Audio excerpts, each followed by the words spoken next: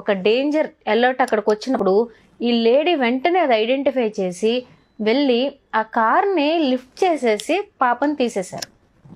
ఇది సెన్సేషన్ అయిపోయింది. యుఎస్ అంతా ఇది ఒక పెద్ద సెన్సేషన్ అయిపోయింది. How can 60 years old do this? ఒక పాపను ఎలా కాపాడేశారు? ఒక 60 ఏళ్ల ముసలావిడ ఎలా కాపాడేశారు అని మొత్తం జర్నలిస్టులు ప్రెస్ అంతా వచ్చేసి ఇంటర్వ్యూ కోసం ఆవిడని అడుగుతున్నారు. ఆవిడ ఒక రూమ్లోకి వెళ్ళిపోయి డోర్ వేసేసుకుని ఎవరిని అలౌ చేయట్లేదు, అసలు ఎవరితోనూ మాట్లాడడానికి కూడా ఇష్టపడట్లేదు. ఈ హీట్ కొంచెం తగ్గాక ఒక జర్నలిస్ట్ ఏం చేశారు అంటే కాల్ చేశారు. Hello ma'am, I am so and so, నేను కొంచెం మీతో మాట్లాడాలి. మీకు ఇబ్బందిగా ఉన్న క్వశ్చన్స్ ఏమి నేను అడగను, కానీ మీ ఎక్స్పీరియన్స్ ఒక్కటి నాతో షేర్ చేసుకోండి. మీరు ఇంతమందిని ఎందుకు అవాయిడ్ చేస్తున్నారు అనేది కూడా నేను తెలుసుకోవాలనుకుంటున్నాను. ఓవర్ నైట్లో మీరు యుఎస్ అంతా కూడా ఫేమస్ అయిపోయారు, ఐఎమ్ సో ఎగ్జైటెడ్ అని రిక్వెస్ట్ చేస్తే ఆవిడ ఒక అపాయింట్మెంట్ ఇచ్చారు. డోర్ ఓపెన్ చేశారు, వచ్చారు, కూర్చున్నారు. ఆవిడ విపరీతంగా ఏడుస్తుంది. ఎందుకు ఏడుస్తుందో ఈయనకి అర్థం అవ్వట్లేదు. Because something great has happened. Sensation, saving A life is a sensation. ఎందుకు ఏడుస్తున్నారండి? చాలా మంచి పని కదా జరిగింది. మీరు ఒక పసిపాప ప్రాణాన్ని కాపాడారు.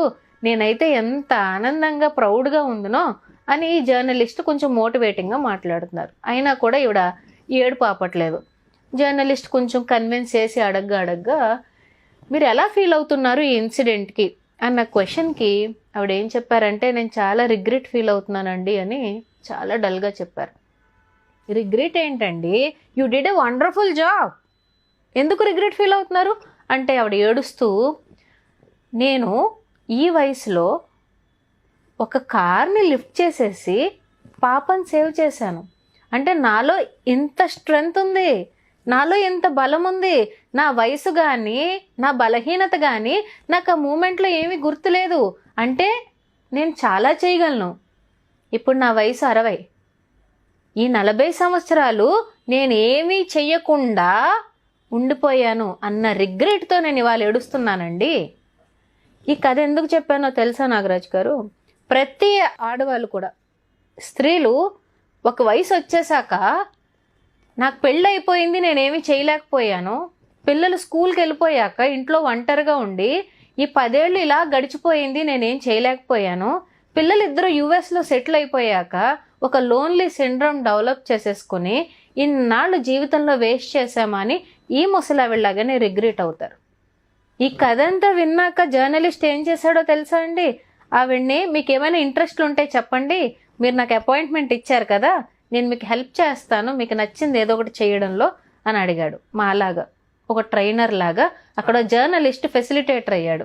ఆవిడ మనసులో ఉన్న మాట చెప్పింది, నాకు రాక్ సైన్సెస్, ఎర్త్ సైన్సెస్ అంటే చాలా ఇష్టం అండి అని చెప్తే, రండి అయితే యూనివర్సిటీలో జాయిన్ అవుదాము అని ఈ జర్నలిస్ట్ అంటే, నా వయసు ఏంటి, నేను ఇప్పుడు యూనివర్సిటీలో జాయిన్ అయ్యి కోర్స్ నేర్చుకోవడం అంటే, జర్నలిస్ట్ అడిగాడు, ఎక్కడైనా యూనివర్సిటీ రూల్స్లో ఈ వయసు గల స్త్రీలు ఇది చదవకూడదు అని రాసుందా అని అడిగారు. అడిగితే no answer with this women.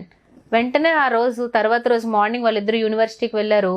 ఆ జర్నలిస్ట్ హెల్ప్తో ఆ లేడీ అక్కడ రాక్ సైన్సెస్ కోర్స్కి ఎన్రోల్ అయ్యారు. 18 months పీరియడ్లో కోర్స్ కంప్లీట్ చేశారు. అదే యూనివర్సిటీ ఆవిడ డెడికేషన్ చూసి, ఆవిడ రీసెర్చ్ లెవెల్ చూసి అదే యూనివర్సిటీలో ప్రొఫెసర్గా అపాయింట్ చేసుకున్నారు. At the age of 63, that one point of regret made her to recreate the whole life again. బ్రతికిన ఒక్క నిమిషం అయినా కూడా ఆడవాళ్ళు తృప్తిగా బ్రతకాలండి. వితౌట్ గిల్ట్ అండ్ రిగ్రెట్ ఉండకూడదు లైఫ్లో.